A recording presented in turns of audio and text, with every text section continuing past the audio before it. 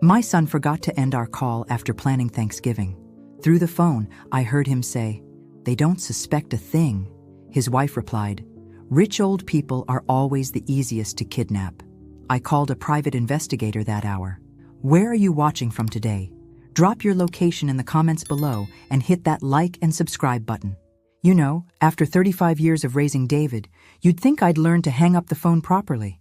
But there I was, Thursday afternoon, holding my cell phone like it might explode while listening to my own son plot my kidnapping. The irony wasn't lost on me that the same kid who couldn't remember to call on my birthday had just forgotten to end our call about Thanksgiving dinner. "David, honey, are you still there?" I'd asked, but got no response. I was about to hang up when I heard footsteps and Christina's voice clear as day. Did she buy it? That was my daughter-in-law, sweet Christina, with her perfect smile and designer handbags. "Hook, line, and sinker," David replied. David. "She's so excited about hosting Thanksgiving. She even offered to make her famous apple pie." I pressed the phone closer to my ear, my heart starting that familiar flutter it gets when something's wrong. Maybe they were planning a surprise. Maybe this was about a gift or perfect timing too, Christina continued. "With the gambling debts piling up, we need that inheritance money now. The plan's foolproof." My legs suddenly felt weak. I sank into my kitchen chair, the one with the faded floral cushion that Harold had bought me 20 years ago. "You sure the sedatives will work fast enough?" David's voice carried that same tone he'd used as a teenager when asking if I'd cover for him with his father. "Trust me, I've done my research. 2 dissolved pills in her evening wine, she'll be unconscious within 30 minutes. We'll move her to the cabin, send the ransom note to herself from her own email account. Make it look like professionals targeted her because of Harold's insurance money." The room started spinning. These weren't strangers discussing some movie plot. This was my son, my boy who used to bring me dandelions and called them flowers, planning to drug and kidnap his own mother. And if she doesn't pay quickly enough? Christina's voice had that calculating edge I'd noticed creeping in over the past year. "Then we make it look like the kidnappers got impatient. Tragic accident. Either way, we inherit everything." David's laugh made my blood freeze. Rich old people really are the easiest targets. Too trusting, too predictable. I ended the call with shaking fingers and sat there in my empty kitchen, staring at the Thanksgiving menu I'd been planning. Turkey, stuffing, cranberry sauce, and apparently my own kidnapping for dessert. But here's what my dear son didn't know about his predictable old mother. Harold hadn't just left me money. He'd left me connections, including a business card for James Rodriguez, a private investigator who'd helped Harold's company with some delicate matters over the years. I dialed the number before I could lose my nerve. "Rodriguez Investigations. Mr. Rodriguez, this is Margaret Thompson, Harold Thompson's widow. I need your help, and I need it today." "Mrs. Thompson, of course. Harold spoke of you often. What can I do for you?" I took a deep breath, looking at the family photo on my mantel, where David smiled innocently at the camera. "I need you to help me catch my son planning to kidnap me, and I think we have about 6 days to do it." The silence on the other end lasted exactly 3 seconds. Then James Rodriguez said the words that changed everything. "Ma'am, I think you and I need to meet tonight." As I hung up the phone, I realized something had shifted inside me. The scared, betrayed mother was being replaced by someone harder, smarter. Someone who'd spent 40 years managing Harold's business accounts and knew exactly how much planning went into any successful operation. David wanted to play games with a rich old lady? Well, this rich old lady was about to teach him that some games have consequences he never saw coming. James Rodriguez didn't look like what Hollywood told me a private investigator should look like. No rumpled coat, no 5 o'clock shadow. Just a clean-cut man in his 50s wearing a crisp navy suit and carrying a leather briefcase that probably cost more than most people's monthly rent. "Mrs. Thompson?"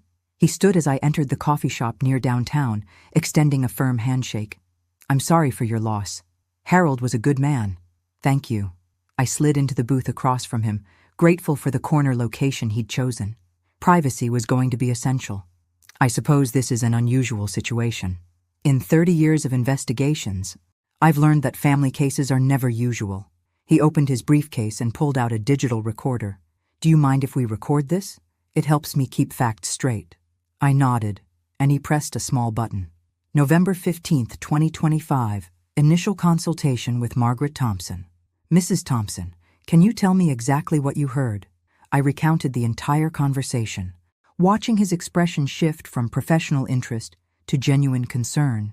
When I finished, he was quiet for a long moment. Mrs. Thompson, how much money are we talking about?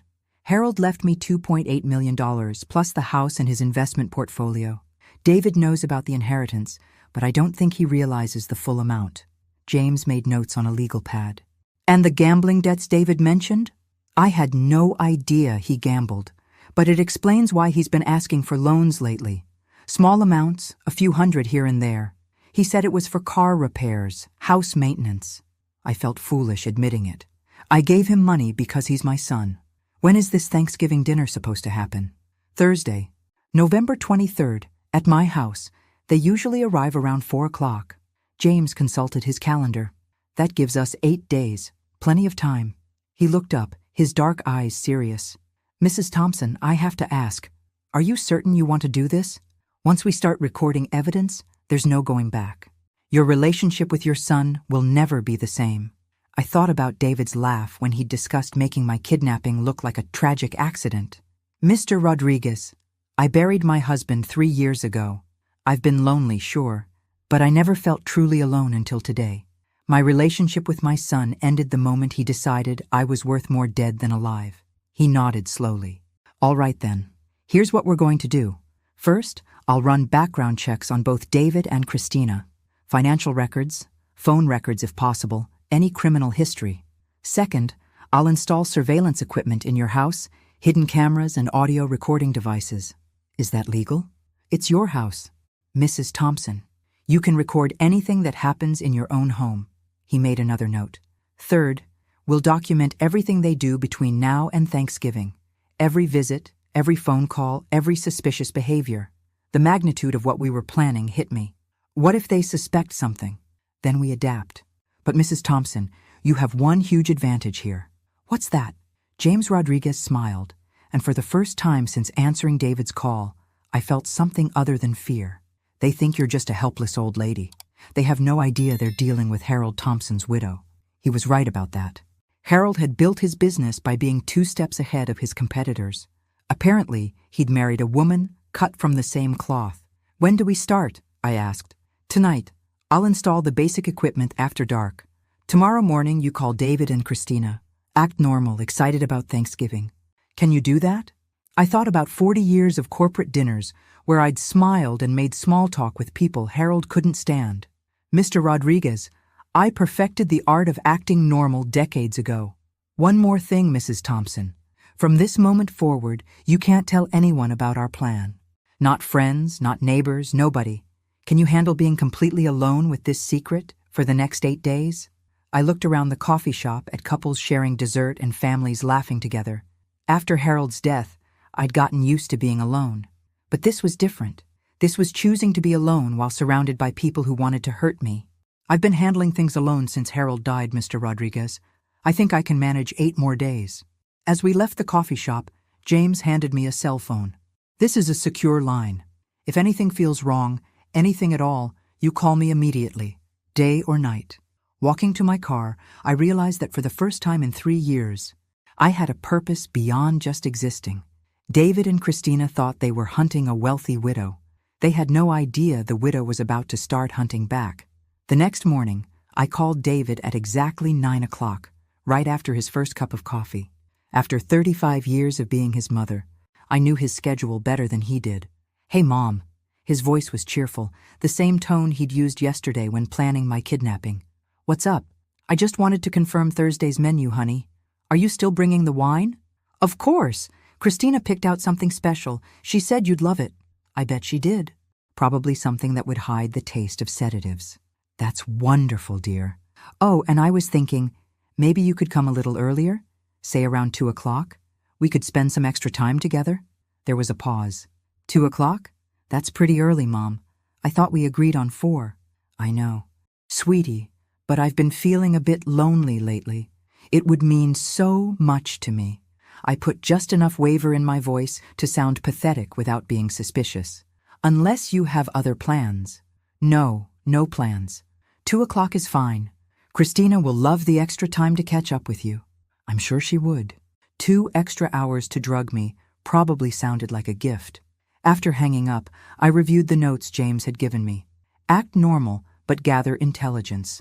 I needed to understand exactly what David and Christina were planning, and more importantly, what had driven them to this point. At 11 o'clock, I drove to David's office. He worked as a sales manager at a car dealership, the kind of job that looked respectable, but came with unpredictable income, perfect cover for someone with gambling problems. Mrs. Thompson, the receptionist, a young woman with bright pink hair, greeted me warmly. David didn't mention you were coming in? It's a surprise. I brought him lunch. I held up the bag from his favorite deli. Is he with a customer? Conference call, but he should be done in 10 minutes. You can wait in his office if you want. David's office was small but neat, with family photos on his desk and sales awards on the wall. I set the lunch on his desk and casually glanced around while the receptionist returned to her duties. His computer screen showed an email program, and while I couldn't read the details, I could see several messages marked urgent in red. His desk calendar had appointments marked AC and MM for the past 3 weeks, always on Fridays after work. The filing cabinet next to his desk was unlocked. I opened the top drawer and found what I was looking for. Bank statements. David had always been careless with paperwork. The numbers told a story that made my stomach clench. 3 months ago, David's checking account had regular deposits from his salary and small withdrawals for normal expenses. Then suddenly, massive withdrawals.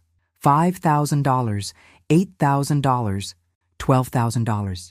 His savings account, which had shown a healthy $45,000 balance in August, was now overdrawn. But worse were the credit card statements.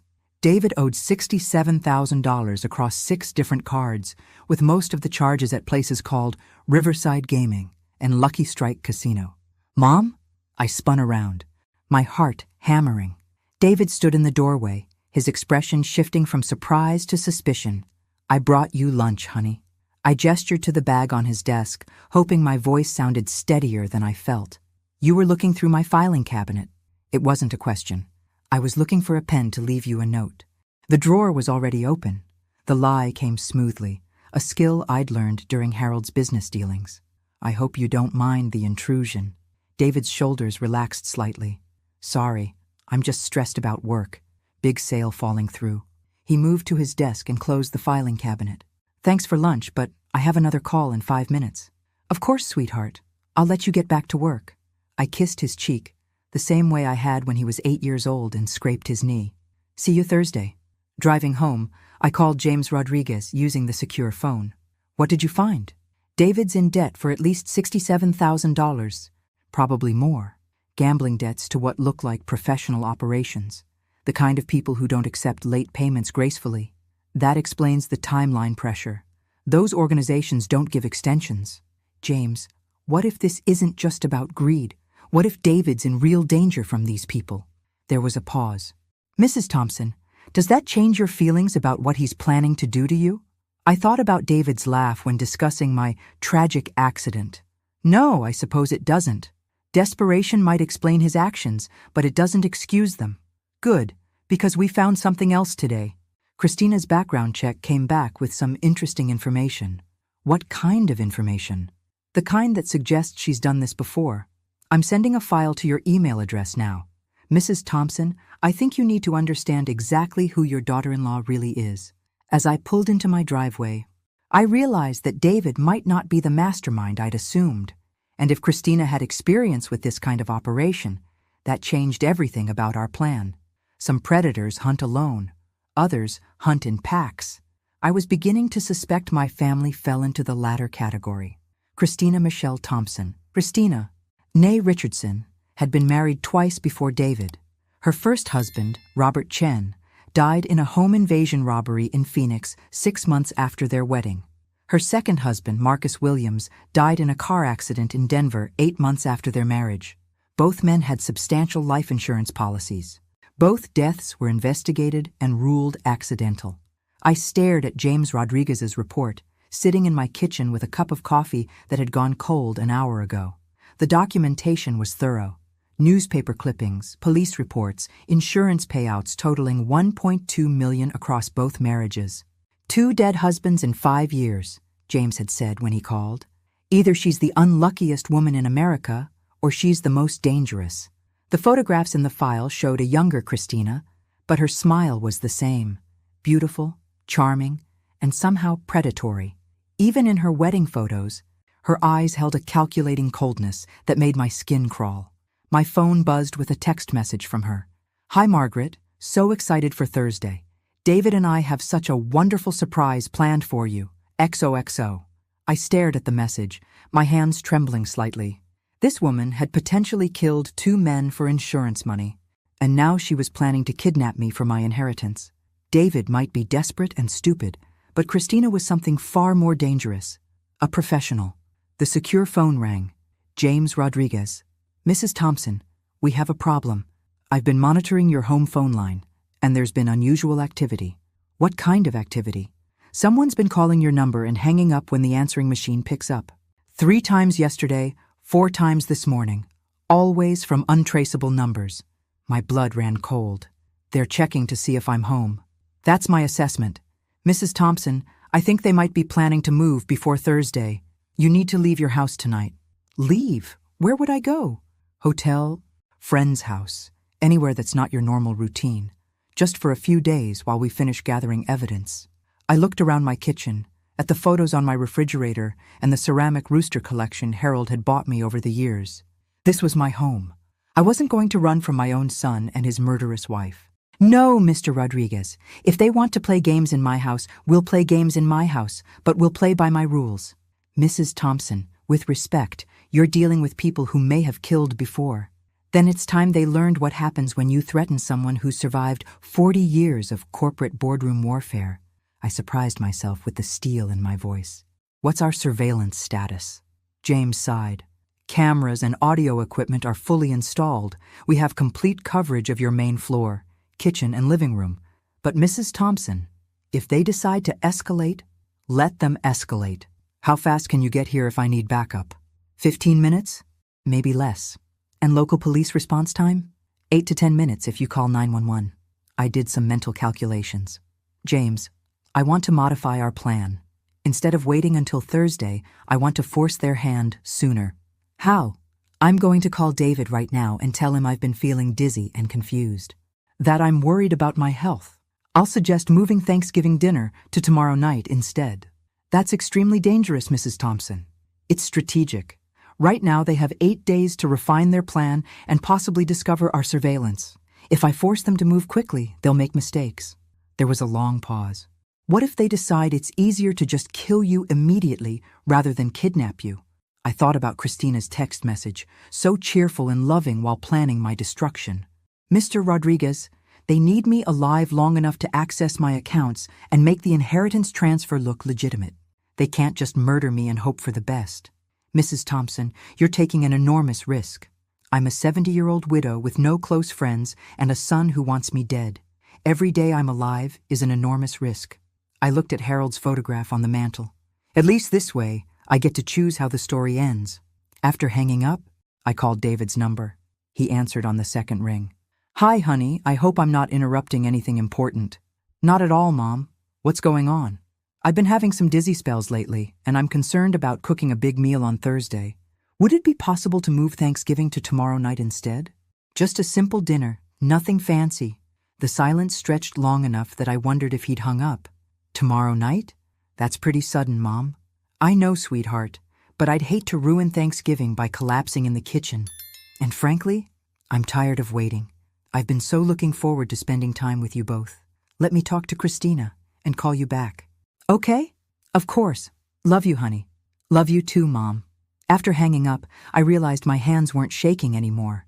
Whatever happened tomorrow night, at least I wouldn't spend another week living in fear. James Rodriguez called back 20 minutes later. "Change of plans accepted. Emergency backup protocols are now in effect." "Mrs. Thompson, are you absolutely certain about this?" I looked around my kitchen one more time, at 40 years of memories and the life I'd built with Harold. David and Christina thought they could walk into my home and destroy everything I'd worked for. "Mr. Rodriguez, I've never been more certain of anything in my life." Tomorrow night, we'd find out what my family was really made of. David called back within an hour, his voice bright with forced enthusiasm. Great news, Mom! Christina said tomorrow night works perfectly. In fact, she's excited about the intimate setting. More time to really connect, you know? Wonderful! Darling, what time should I expect you? How about 6 o'clock? Christina wants to bring a special bottle of wine she's been saving for a celebration. I bet she does. That sounds lovely. Should I prepare anything special? Just yourself, Mom. Christina and I want to focus on family time. Oh, and she suggested we eat in the dining room instead of the kitchen. Make it feel more formal, more special. The dining room, furthest from the front door, with only one exit. Perfect for their purposes, and fortunately, perfect for ours too. James had installed 3 cameras with clear sight lines to the dining table. That's a sweet idea. I'll set the good china. After hanging up, I called the secure line. Rodriguez, tomorrow night, 6 o'clock. They want to use the dining room. Good choice on their part, terrible choice for us. That room only has one exit, Mrs. Thompson. It also has the best camera coverage. James, I need to know, once they drug me, how long before I'm unconscious? If they're using standard sedatives, probably 15 to 30 minutes depending on dosage and your body weight. Why? Because I need to appear to drink whatever they give me, but I need to stay conscious long enough to get a full confession on tape. Mrs. Thompson, you can't fake being unconscious for however long it takes them to move you. And if they realize you're awake, I'm not planning to fake anything. I looked at the bottle of wine I'd bought that afternoon. I'm planning to be legitimately unconscious, but only after we have what we need. I don't understand. Harold was diabetic for the last 10 years of his life. I have emergency glucose tablets that counteract sedative effects. At least temporarily. I can take them right before dinner, drink whatever they give me, get their confession, then let the drugs take effect. That's incredibly dangerous. You're talking about playing chemical roulette with your own body. I'm talking about being smart about this. James, they need to believe their plan is working, or they'll panic and possibly do something worse than kidnapping. There was a long pause. Mrs. Thompson, I want multiple backup plans in place. First, I'll be monitoring from the van outside. At the first sign of real danger, I'm coming in. Second, I want you wearing a panic button. Third, if you don't check in with me every hour starting at 5 o'clock tomorrow, I'm calling in police backup. Agreed. And Mrs. Thompson? The glucose tablets are a temporary fix at best. You'll have maybe an extra 20 minutes of consciousness before the sedatives override everything. Use that time wisely. That evening, I did something I hadn't done since Harold's funeral. I called my sister Patricia in Florida. Margaret, how wonderful to hear from you. How are you holding up? I'm well, Patricia. Listen, I need to ask you something important. If something were to happen to me, what would you think of David? David? He's your son, honey. I'd think he was grieving and probably need help with arrangements. Why? Is your health okay? My health is fine. But Patricia, if the police ever tell you that David was involved in something terrible, I want you to believe them. Margaret, you're scaring me. What's going on? I can't explain right now, but I need you to promise me something. If anything happens to me, make sure the police investigate thoroughly. Don't let anyone tell you it was an accident or natural causes. Margaret, promise me, Patricia. I promise. But you're really frightening me. I love you, sister. Take care of yourself. After hanging up, I wrote a letter explaining everything and placed it in an envelope addressed to Patricia. If James Rodriguez's plan failed, at least someone would know the truth. I spent the rest of the evening preparing. Glucose tablets hidden in my pocket, emergency cash in my purse, copies of important documents in a safety deposit box across town. Harold had always said the key to any successful negotiation was having multiple exit strategies. Tomorrow night, I'd need all of them. At 10 o'clock, James called with final details.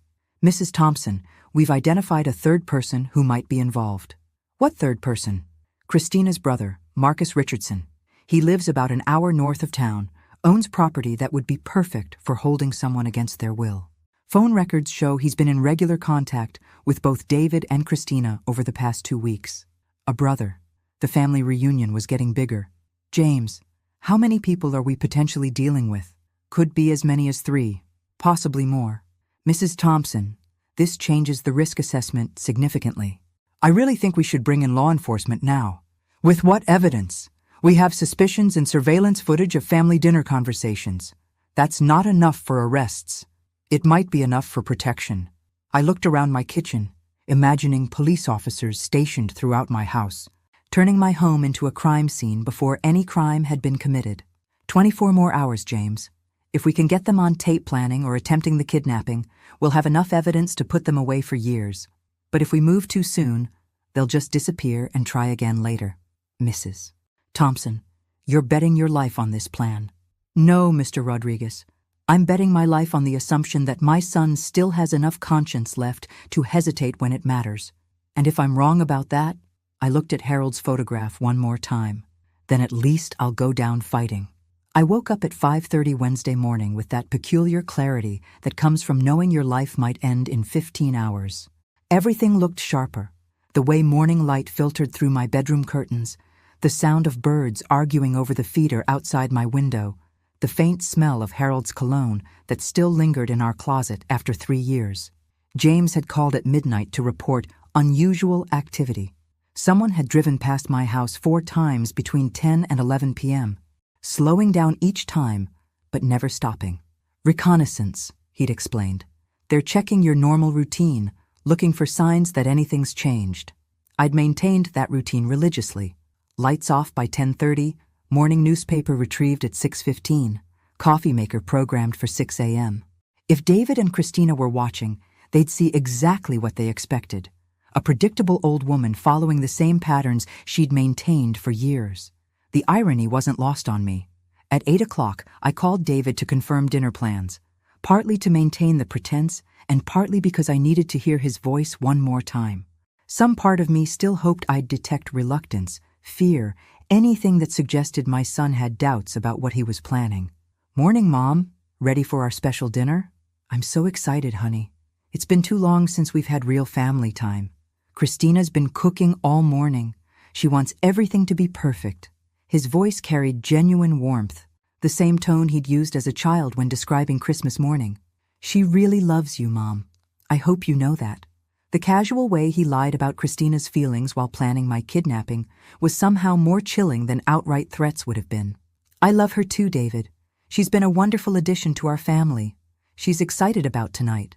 We both are. After hanging up, I realized something had shifted in my emotions. The fear was still there, but it was now overshadowed by something colder. Curiosity. I genuinely wanted to see how far they'd go, how convincing they'd be while poisoning their mother and grandmother. At noon, James called with an update that made my blood freeze. Mrs. Thompson, we have confirmation that Marcus Richardson is in town. Hotel records show he checked into the Riverside Inn yesterday evening. Whatever they're planning, they've brought in outside help. Where's the Riverside Inn? 20 minutes from your house. Perfect distance for a quick response, but far enough away to avoid suspicion. I looked out my kitchen window at the neighborhood where I'd lived for 15 years. Mr. Patterson was mowing his lawn. Mrs. Chen was weeding her garden. Normal people doing normal things while I prepared to be drugged and kidnapped by my own family.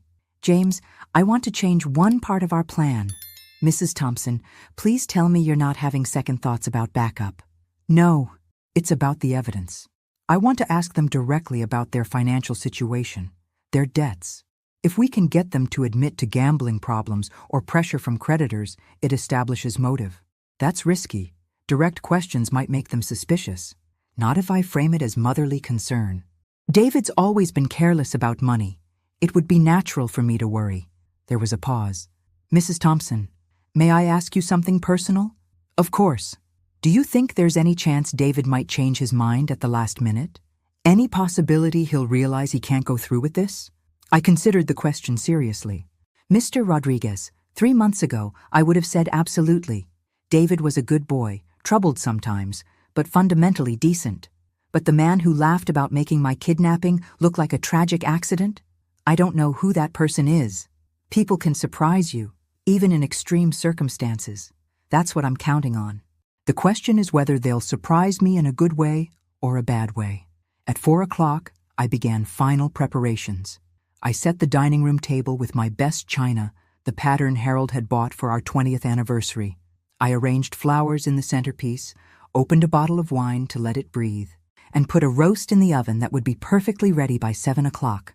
If this was going to be my last dinner as a free woman, I wanted it to be memorable. James called at 5:15. "Everything's in position, Mrs. Thompson. I have clear visual and audio from all angles. Emergency responders are on standby 2 blocks away. Are you ready?" I looked around my dining room one more time, memorizing every detail. The china cabinet Harold had built by hand. The family photos that included pictures of David's graduation, his wedding, happier times when I'd believed in the fundamental goodness of people I loved. As ready as someone can be for their own kidnapping, I suppose. "Mrs. Thompson, remember, the panic button is in your left pocket. 3 quick presses and we're coming in immediately. Don't try to be heroic." Mr. Rodriguez, at 70 years old, heroism and stupidity become increasingly difficult to distinguish. At 5:30, I took the glucose tablets and hid the empty bottle behind the flour canister. At 5:45, I checked my appearance in the hallway mirror. I looked like exactly what I was supposed to be, a lonely widow excited about spending time with family. At 5:50, a car pulled into my driveway. David and Christina had arrived early, carrying what looked like an expensive bottle of wine and wearing smiles that would have been convincing to anyone who hadn't heard them planning my kidnapping. Time to find out what kind of people they really were. They looked like the perfect family arriving for Thanksgiving dinner. David carried a bouquet of yellow roses, my favorite flowers, which he'd somehow remembered, and Christina wore the blue dress I'd complimented at Easter dinner. If I hadn't known better, I would have been genuinely touched by their thoughtfulness. "Mom," David hugged me with what felt like real affection. "You look beautiful tonight." "Thank you, sweetheart. You both look wonderful." I kissed Christina's cheek, noting how she didn't quite meet my eyes. Come in, dinner's almost ready." Christina handed me the wine bottle with a smile that didn't reach her eyes. "This is a special vintage I've been saving. I thought tonight would be perfect for it." The bottle was expensive, a 2018 Bordeaux that probably cost more than most people spent on weekly groceries, perfect for masking the taste of sedatives. "How thoughtful! Should we open it now or save it for dinner?" "Let's have it with dinner," David suggested. "It'll pair beautifully with the roast." I placed the wine on the kitchen counter and continued preparing dinner, chatting about neighborhood gossip and the weather while mentally reviewing James's instructions. Be natural. Ask leading questions. Get them talking. "David, honey, you look tired. Are you getting enough sleep?" "Just work stress." "Mom, you know how it is." "Actually, I wanted to talk to you both about something." I turned to face them, my expression concerned but not suspicious. "I've been thinking about updating my will, making sure everything's in order. But I realized I don't really understand your financial situation well enough to plan properly." David and Christina exchanged a quick glance.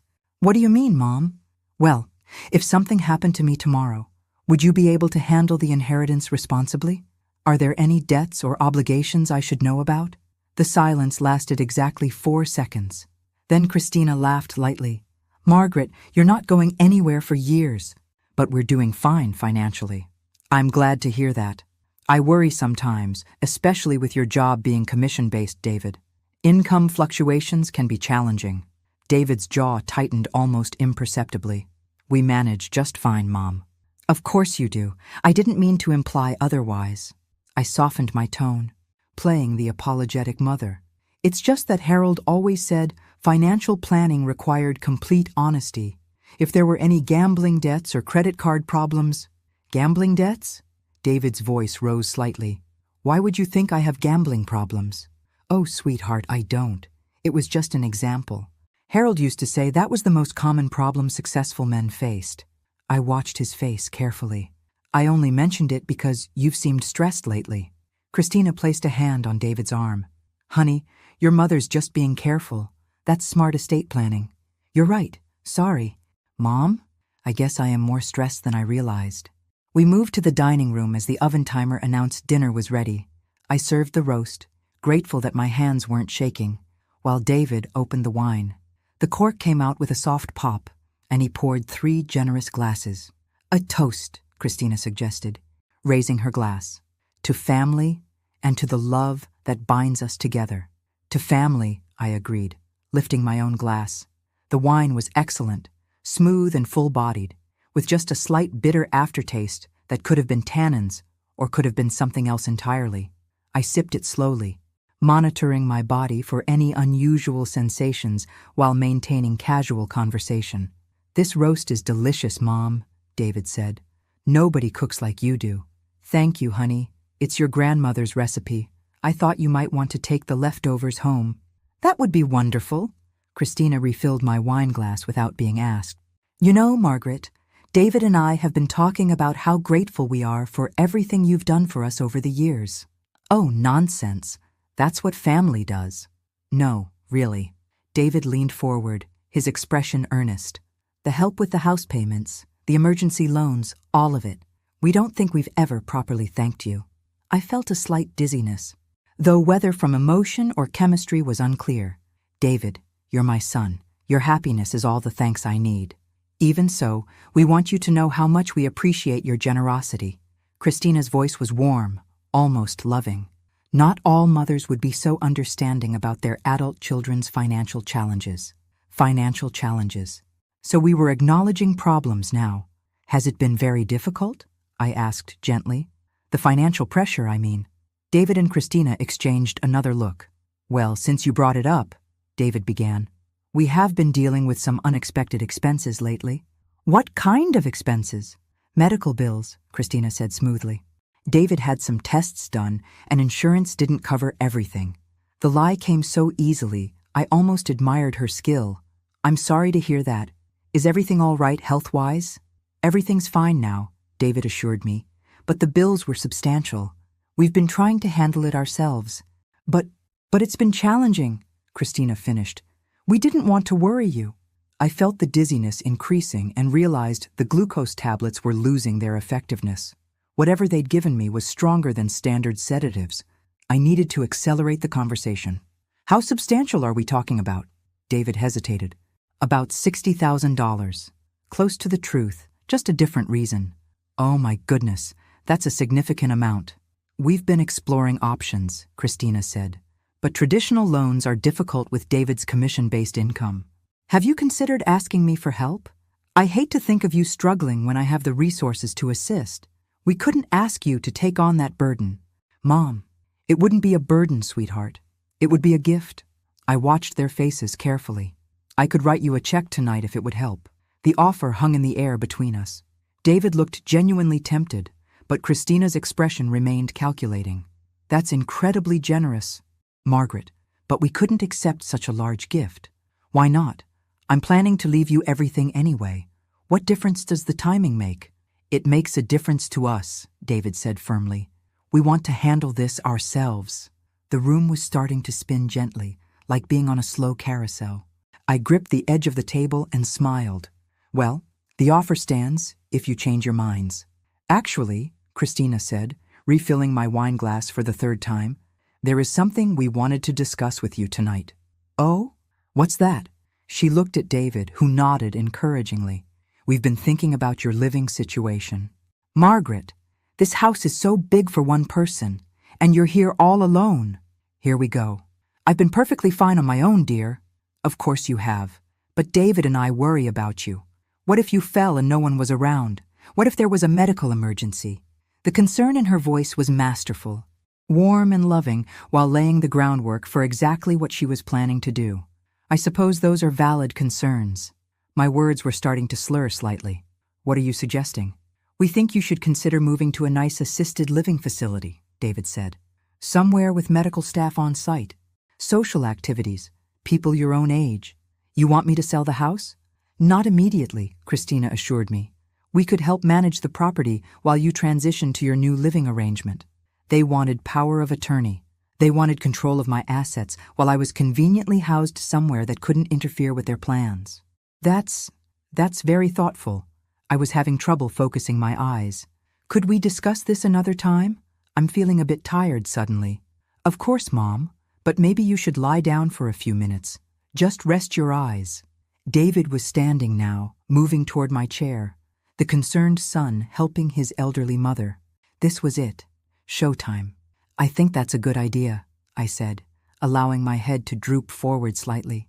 "I feel so strange. Dizzy. It's probably just the wine, Margaret." Christina said soothingly. Here, let David help you to the living room couch.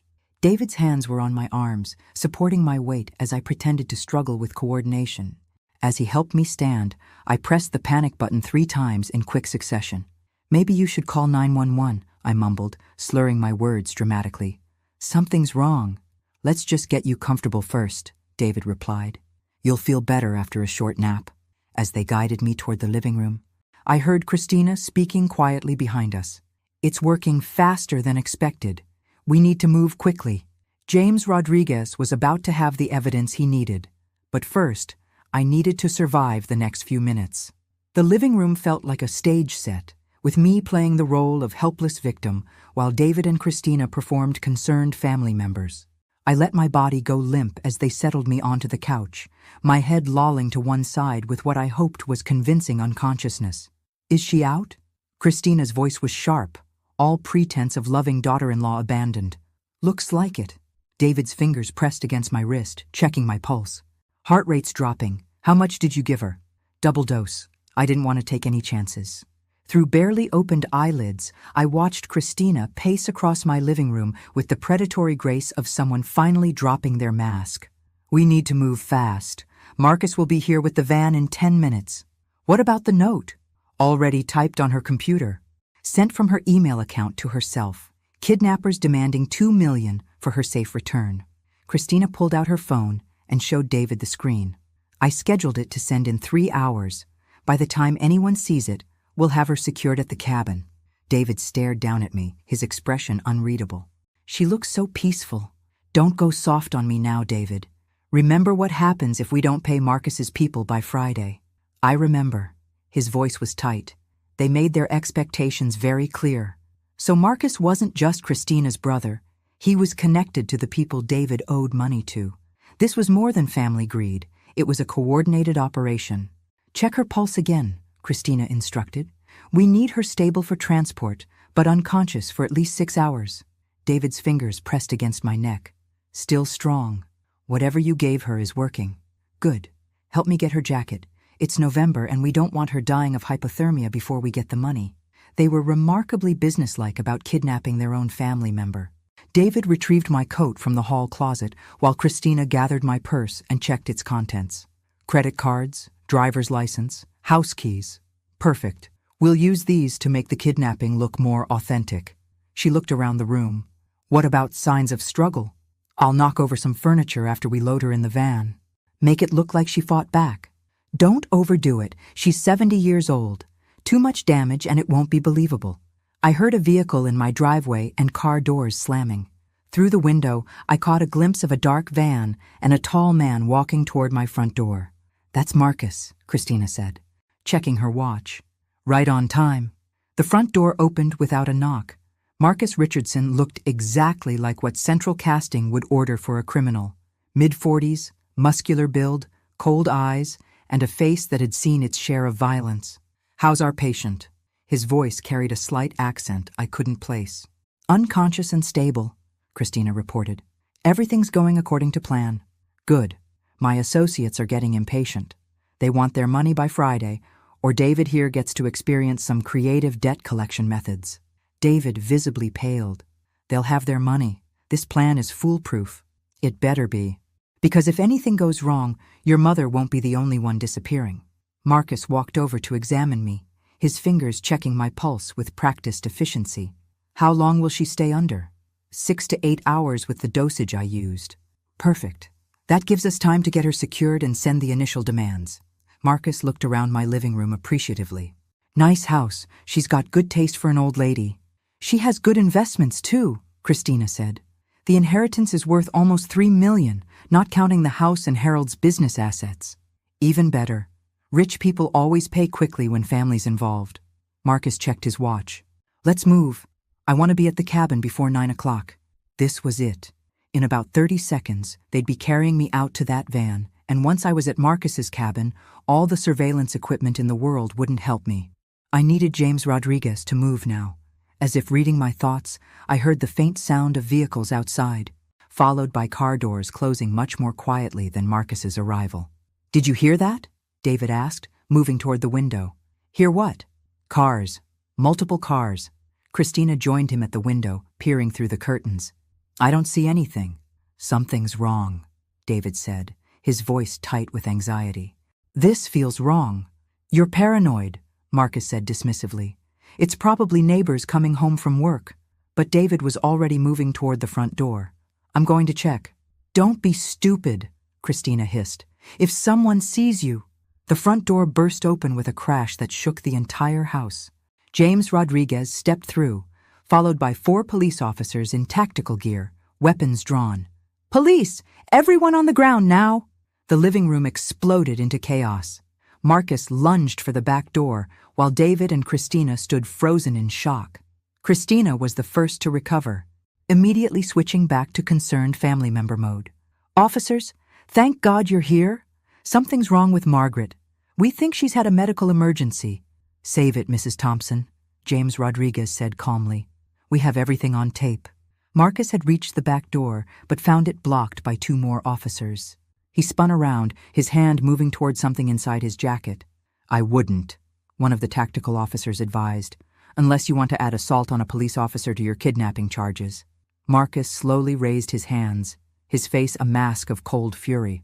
David Thompson, Christina Thompson, Marcus Richardson, you're all under arrest for conspiracy to commit kidnapping, conspiracy to commit fraud, and attempted poisoning. James Rodriguez's voice was professional, almost bored. You have the right to remain silent. I opened my eyes fully and sat up on the couch, probably more dramatically than necessary. Hello, sweetheart, I said to David, who was staring at me in complete shock. Surprised to see me awake? Mom, how are you? Conscious? Glucose tablets counteract sedatives temporarily. Your wife might want to research that before her next murder attempt. Christina's mask slipped completely, revealing the cold predator underneath. You manipulative old bitch. You set us up. Language, dear. We have guests. As the police cuffed all 3 conspirators, David looked at me with something that might have been respect mixed with betrayal. How long have you known? Since you forgot to hang up your phone yesterday. Did you really think I'd raised a son stupid enough to plan a crime over an open line? This isn't over, Marcus said, as they led him toward the door. My associates don't accept failure gracefully. They'll have to learn, I replied. Just like you're all about to learn what happens when you underestimate a 70-year-old woman. As they loaded my family into police cars, I realized I felt something I hadn't experienced in 3 years. Completely, genuinely alive. The game was over, and I had won. But as I watched the taillights disappear down my street, I couldn't shake the feeling that Marcus's threat wasn't just posturing. Some games have consequences that extend far beyond the final score. The house felt different after everyone left. James Rodriguez had stayed to complete paperwork and ensure all evidence was properly documented. But now even he was gone, leaving me alone with the aftermath of betrayal. I walked through my dining room, looking at the abandoned wine glasses and the half-eaten dinner that had nearly been my last meal as a free woman. The expensive Bordeaux sat open on the table, and I found myself pouring a fresh glass, careful to use a clean one from the kitchen. The wine tasted better without sedatives. My secure phone rang at exactly 10 o'clock. James Rodriguez. Mrs. Thompson, how are you holding up? Remarkably well, considering I just had my own son arrested for trying to kidnap me. The district attorney's office wants to meet with you tomorrow morning. They're extremely interested in the surveillance evidence, particularly the recordings of Christina discussing her previous husbands. I sank into Harold's favorite armchair, suddenly feeling every one of my 70 years. Do they think she actually murdered those men? The Phoenix and Denver police departments are reopening both investigations. With what we recorded tonight, plus the financial patterns we've documented, they have enough to build solid cases. And David? James paused. Mrs. Thompson, I have to be honest with you. David's cooperation could significantly reduce his sentence. If he testifies against Christina and Marcus, provides information about the gambling operation. You're asking if I want my son to betray his wife to save himself. I'm telling you, it's an option. The choice is entirely his. I looked at the family photos on my mantle, pictures of birthday parties and Christmas mornings when David had been my sweet, imperfect boy who brought me dandelions and called them flowers. Mr. Rodriguez, what would you do if David were your son? I'd want him to tell the truth about everything, regardless of the consequences. But I'm not his mother. After hanging up, I wandered through my house, seeing it with new eyes. This was my sanctuary, my refuge, and my family had tried to turn it into a crime scene. But they had failed, and now it felt more truly mine than ever before. The doorbell rang at 10:30, which was unusual for my quiet neighborhood. Through the peephole, I saw a woman I didn't recognize, probably in her 30s, with red hair and worried eyes. "Can I help you?" "Mrs. Thompson? My name is Sarah Chen. I was married to Robert Chen before Christina was." The name hit me like ice water. Robert Chen, Christina's first husband, who died in a home invasion robbery. I opened the door, keeping the chain lock engaged. "What do you want?" "To warn you, and to thank you." Her voice was shaky but determined. "I saw the news about the arrests tonight. After 6 years, someone finally caught her." "Ms. Chen, it's late, and I've had a very long day. Please, just 5 minutes. There are things about Christina you need to know, things that didn't come out in the police reports." Against my better judgment, I unhooked the chain and let her in. Sarah Chen was younger than I'd expected, with the kind of fragile prettiness that men found appealing and other women found untrustworthy. "Robert and I were married for 3 years before he died," she began, without preamble. "He was a good man, but he had weaknesses. Gambling was one of them." "The same pattern," I murmured. Christina didn't target Robert randomly. She worked at the casino where he played poker. She studied him for months before making her move, learned his habits, his debts, his vulnerabilities. I poured 2 cups of coffee, my hands steadier than they had any right to be. "How do you know all this?" "Because I hired a private investigator after Robert died. The police closed the case quickly, too quickly, but something felt wrong about the whole situation." "What did you find?" Sarah pulled out a folder from her purse, one that looked remarkably similar to the file James Rodriguez had shown me about Christina's background. Robert didn't gamble at just any casino. He played at places owned by the same organization that's been pressuring your son, the same people Marcus Richardson works for. The room seemed to tilt slightly. "You're saying this is bigger than just Christina killing husbands for insurance money?" "I'm saying Christina is a recruiter. She finds wealthy men with gambling problems, marries them, and then either they die mysteriously or they end up owing massive debts to people who collect payment in creative ways. And their families become targets for operations exactly like what happened to you tonight." Sarah's hands were shaking as she opened her folder. "Mrs. Thompson, I've been tracking Christina for 6 years. You're not the first family member she's tried to kidnap. She showed me newspaper clippings, police reports, missing persons cases. All of them involved elderly relatives of men who died or disappeared after marrying Christina, or women like her. This is a network, I realized, an organized operation, with connections to law enforcement, judges, insurance investigators. They've been operating for over a decade. I thought about Marcus's threat as they led him away. My associates don't accept failure gracefully. "Ms. Chen, are you telling me that arresting these 3 people tonight might have just painted a target on my back? I'm telling you that you've just disrupted a very profitable operation, and the people running it have a reputation for making problems disappear permanently." I looked around my house, my sanctuary that suddenly felt much less secure. "What do you suggest I do?" Sarah Chen smiled grimly. "Fight back all the way. But this time, we fight back together." She pulled out another document, a list of names, addresses, and financial records. "Mrs. Thompson, would you be interested in helping me destroy the entire network?" I thought about David, sitting in a jail cell because he'd been stupid enough to trust a professional predator. I thought about the other families who'd lost loved ones to these people. I thought about Harold, who'd always said the best defense was a good offense. "Ms. Chen, I think that's exactly what I'd be interested in. Some games end when one side wins.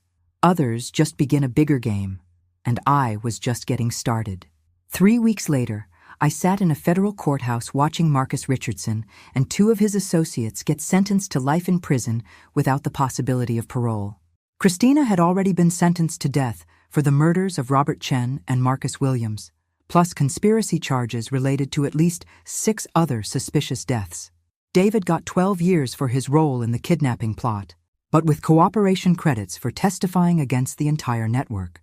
He'd be eligible for parole in 7 years. He'd written me letters from jail, letters I hadn't opened yet. Maybe someday I would. Sarah Chen sat beside me in the courtroom, along with families of 8 other victims.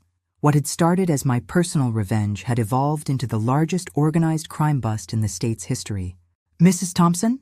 Detective Rodriguez approached as we left the courthouse.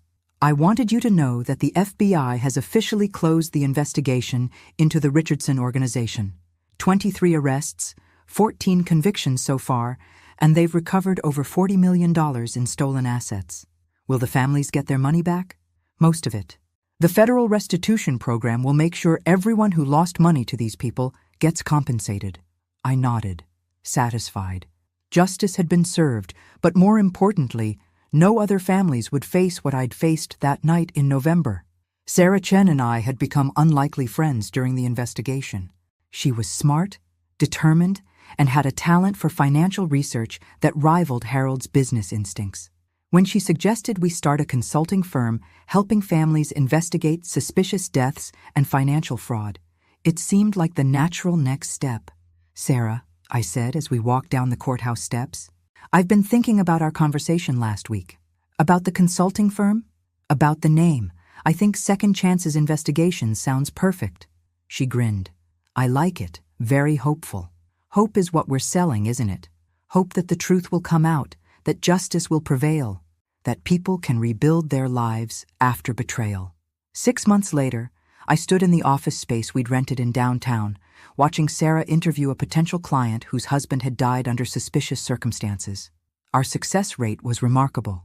80% of cases resulted in criminal charges, and we'd recovered over $15 million for our clients. My phone rang. The caller ID showed David Thompson, State Correctional Facility. I'd been expecting this call for months. I accepted the charges. "Hi, Mom." "Hello, David. I've been hoping you'd visit." I looked around our office, at the wall of solved cases and grateful letters from families we'd helped. "I've been busy. Mom, I know I don't deserve forgiveness. I know what I did was unforgivable, but I want you to know that not a day goes by that I don't think about what we tried to do to you." "David, are you calling to apologize or to ask for something?" There was a long pause. "To warn you, Marcus had connections we didn't know about. People who might still be out there, people who might blame you for what happened to their operation. Are you telling me I'm still in danger? I'm telling you to be careful. Some of the people Marcus worked with don't believe in letting things go." After hanging up, I realized I wasn't afraid. If someone wanted to come after me, they'd find I was no longer the naive widow who'd trusted family members with her life. Sarah looked up from her client meeting. "Everything okay? David thinks I might still have enemies from the Richardson network. What do you think?"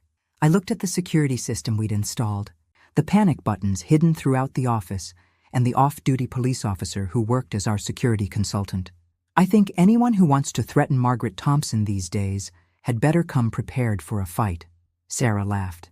"You know, when I first met you that night, I thought you were just a lucky old lady who'd outsmarted some criminals. And now? Now I think you're the scariest 70-year-old woman in America. And I'm glad you're on my side."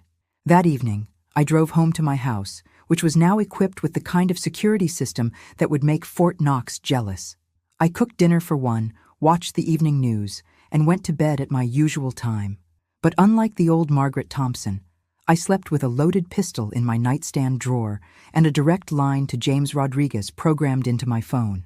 I'd learned the most important lesson life can teach: trust carefully, love wisely, and never underestimate the power of a woman who's tired of being underestimated. David had been right about one thing: rich old people could be easy targets. But this particular rich old lady had decided to become something else entirely: the hunter instead of the hunted.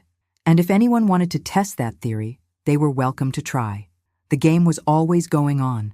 The only question was whether you were playing to win or playing to survive. I'd chosen to win. Thanks for listening. Don't forget to subscribe and feel free to share your story in the comments. Your voice matters.